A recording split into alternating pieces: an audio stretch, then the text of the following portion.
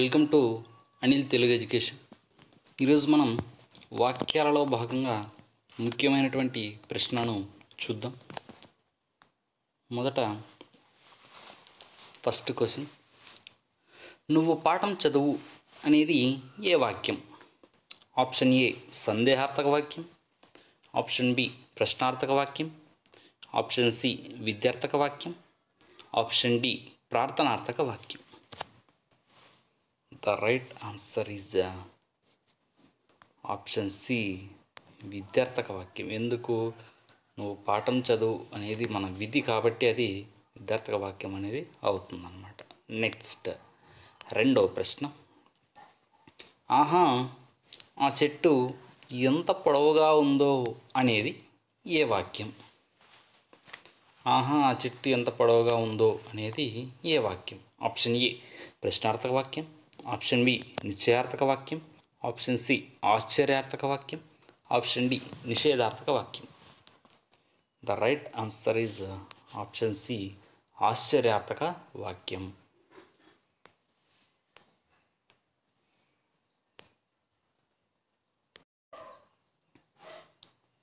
Next మూడో ప్రశ్న, చాలాసేపు టీవీ చూడవద్దు అనేది ఏ వాక్యం? ఆప్షన్ ఏ ప్రశ్నార్థక వాక్యం, ఆప్షన్ బి ఛేదార్థక వాక్యం, ఆప్షన్ సి సామర్థ్యార్థక వాక్యం, ఆప్షన్ డి నిషేధార్థక వాక్యం. The right answer is option D నిషేధార్థక వాక్యం. ఎందుకు? చూడవద్దు అనే ఉంది కాబట్టి అది ఖచ్చితంగా నిషేధించినటువంటి పదంగా సూచిస్తుంది కాబట్టి అది నిషేధార్థక వాక్యం అనేది అవుతుంది. నాలుగో ప్రశ్న, వారు ఎవరు అనేది ఏ వాక్యం? ఆప్షన్ ఏ నిషేధార్థక వాక్యం, ఆప్షన్ బి ప్రశ్నార్థక వాక్యం, ఆప్షన్ సి ఛేదార్థక వాక్యం, ఆప్షన్ డి విద్యార్థక వాక్యం. The right answer is B ప్రశ్నార్థక. ఎందుకు? ఎవరు అనేటువంటి పదం ఇక్కడ ఉంది కాబట్టి అది ప్రశ్నను సూచిస్తుంది కాబట్టి ప్రశ్నార్థక వాక్యం అనేది అవుతుంది. నెక్స్ట్ ఐదో ప్రశ్న, దయచేసి నాకు సెలవు ఇవ్వండి అనేది ఏ వాక్యం? ఆప్షన్ ఏ ప్రార్థనార్థక వాక్యం, ఆప్షన్ బి సామర్థ్యార్థక వాక్యం, ఆప్షన్ సి ఆశీర్వాదార్థక వాక్యం, ఆప్షన్ డి సందేహార్థక వాక్యం. ద రైట్ ఆన్సర్ ఈజ్ దయచేసి అని ఉంది కాబట్టి అది ఖచ్చితంగా ప్రార్థించడానికి సూచిస్తుంది కాబట్టి ప్రార్థనార్థక వాక్యం అనే అవుతుందన్నమాట. నెక్స్ట్ ఆరో ప్రశ్న, అతను బడికి వస్తాడో రాడో? ఆప్షన్ ఏ ప్రశ్నార్థక వాక్యం, ఆప్షన్ బి విద్యార్థక వాక్యం, ఆప్షన్ సి ఆశీర్వాదార్థక వాక్యం, ఆప్షన్ డి సందేహార్థక వాక్యం. ద రైట్ ఆన్సర్ ఈజ్ వస్తాడో రాడో అనేటువంటి సందిగ్ధంలో లేదా సందేహంలో ఉన్నారు కాబట్టి సందేహార్థక వాక్యం అవుతుంది. నెక్స్ట్ ఏడో ప్రశ్న, నేను తప్పక ఉద్యోగం సాధించాలి అనేది ఏ వాక్యం? ఆప్షన్ ఏ నిశ్చయార్థక వాక్యం, ఆప్షన్ బి సందేహార్థక వాక్యం, ఆప్షన్ సి నిషేధార్థక వాక్యం, ఆప్షన్ డి ఆశీర్వాదార్థక వాక్యం. ద రైట్ ఆన్సర్ ఈజ్ నేను తప్పక ఉద్యోగం సాధించాలి. తప్పక అంటే నిశ్చయంగా కాబట్టి నిశ్చయార్థక వాక్యం అవుతుంది. ఎనిమిదో ప్రశ్న, వాడు నాశనమగుగాక అనేది ఏ వాక్యం?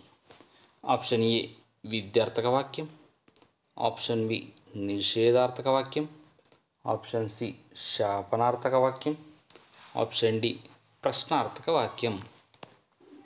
The right answer is option C శాపనార్థక వాక్యం. తొమ్మిదో ప్రశ్న, రమ బాగా వంట చేయగలదు అనేది ఏ వాక్యం? ఆప్షన్ ఏ సామర్థ్యార్థక వాక్యం, ఆప్షన్ బి నిషేధార్థక వాక్యం, ఆప్షన్ సి విద్యార్థక వాక్యం, ఆప్షన్ డి ప్రశ్నార్థక వాక్యం. The right answer is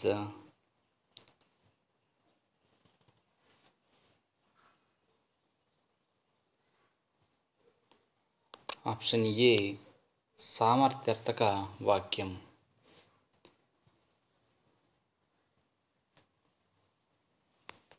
next 10వ ప్రశ్న, నువ్వు అన్నం తినవచ్చు అనేది ఏ వాక్యం? ఆప్షన్ ఏ విద్యార్థక వాక్యం, ఆప్షన్ బి నిషేధార్థక వాక్యం, ఆప్షన్ సి సామర్థ్యార్థక వాక్యం, ఆప్షన్ డి అనుమత్యార్థక వాక్యం. The right answer is option D అనుమత్యార్థక వాక్యం. నెక్స్ట్ 11వ ప్రశ్న, అక్కడ ఉన్నది ఎవరు? ఆప్షన్ ఏ విద్యార్థక వాక్యం, ఆప్షన్ బి ఆశ్చర్యార్థక వాక్యం, ఆప్షన్ సి నిశ్చయార్థక వాక్యం, ఆప్షన్ డి ప్రశ్నార్థక వాక్యం.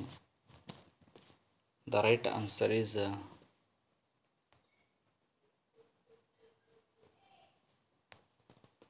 ఆప్షన్ డి ప్రశ్నార్థక వాక్యం. ఆప్షన్ డి ప్రశ్నార్థక వాక్యం అనేది ఆన్సర్ అవుతుంది. నెక్స్ట్ 12వ ప్రశ్న, ఆహా ఆ ప్రకృతి ఎంత ఆహ్లాదకరంగా ఉందో అనేది ఏ వాక్యం? ఆప్షన్ ఏ సామర్థ్యార్థక వాక్యం, ఆప్షన్ బి విద్యార్థక వాక్యం, ఆప్షన్ సి ప్రశ్నార్థక వాక్యం, ఆప్షన్ డి ఆశ్చర్యార్థక వాక్యం. The right answer is option D ఆశ్చర్యార్థక వాక్యం. 13వ ప్రశ్న, రాజేష్ బాగా చదవగలడు అనేది ఏ వాక్యం? ఆప్షన్ ఏ విద్యార్థక వాక్యం, ఆప్షన్ బి నిషేధార్థక వాక్యం, ఆప్షన్ సి సామర్థ్యార్థక వాక్యం, ఆప్షన్ డి ఆశ్చర్యార్థక వాక్యం. The right answer is option C సామర్థ్యార్థక వాక్యం. నేను ఊరు వెళ్ళవలసిందే అనేది ఏ వాక్యం? ఆప్షన్ ఏ ప్రశ్నార్థక వాక్యం, ఆప్షన్ బి విద్యార్థక వాక్యం, ఆప్షన్ సి నిశ్చయార్థక వాక్యం, ఆప్షన్ డి ఏది కాదు. The right answer is option C నిశ్చయార్థక వాక్యం. 15వ ప్రశ్న, దయచేసి నాకు బుక్ ఇవ్వండి అనేది ఏ వాక్యం? ఆప్షన్ ఏ నిశ్చయార్థక వాక్యం, ఆప్షన్ బి సామర్థ్యార్థక వాక్యం, ఆప్షన్ సి విద్యార్థక వాక్యం, ఆప్షన్ డి ప్రార్థనార్థక వాక్యం. The right answer is option D ప్రార్థనార్థక వాక్యం.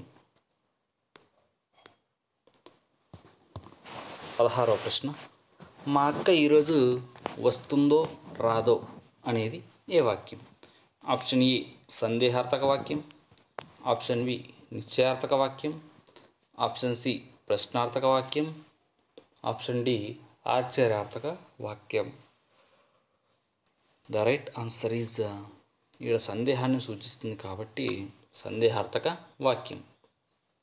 17వ ప్రశ్న, నీవు నిండు నూరేళ్ళు వర్ధిల్లు అనేది ఏ వాక్యం? ఆప్షన్ ఏ విద్యార్థక వాక్యం, ఆప్షన్ బి ఆశీర్వాదార్థక వాక్యం, ఆప్షన్ సి సామర్థ్యార్థక వాక్యం, ఆప్షన్ డి ఆశ్చర్యార్థక వాక్యం. The right answer is option B ఆశీర్వాదార్థక వాక్యం. నెక్స్ట్ 18వ ప్రశ్న, రాజు అన్నం తిన్నాడు అనేది ఏ వాక్యం? ఆప్షన్ ఏ సామాన్య వాక్యం, ఆప్షన్ బి సంక్లిష్ట వాక్యం, ఆప్షన్ సి సంయుక్త వాక్యం, ఆప్షన్ డి పైవన్నీ.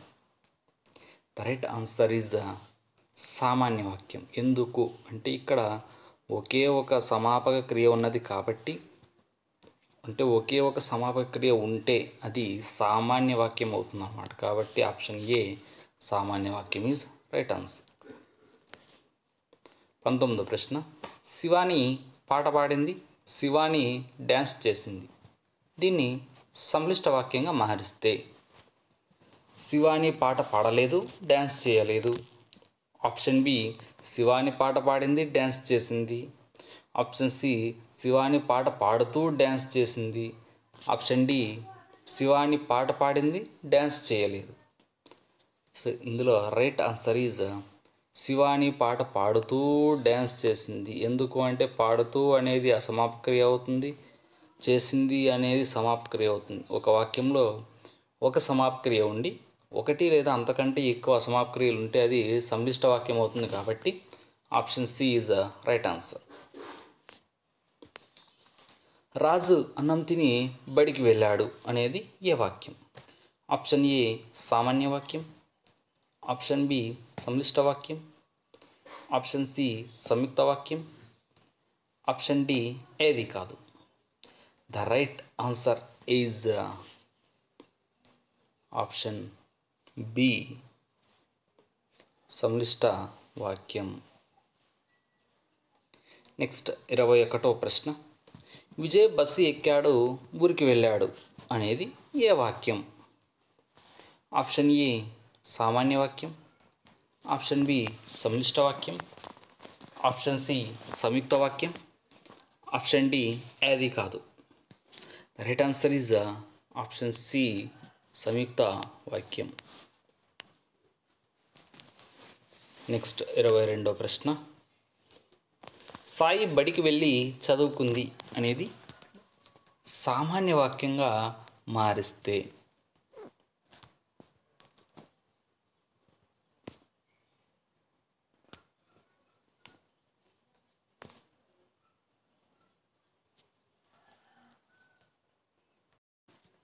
సాయి బడికి వెళ్ళలేదు, సాయి చదవలేదు.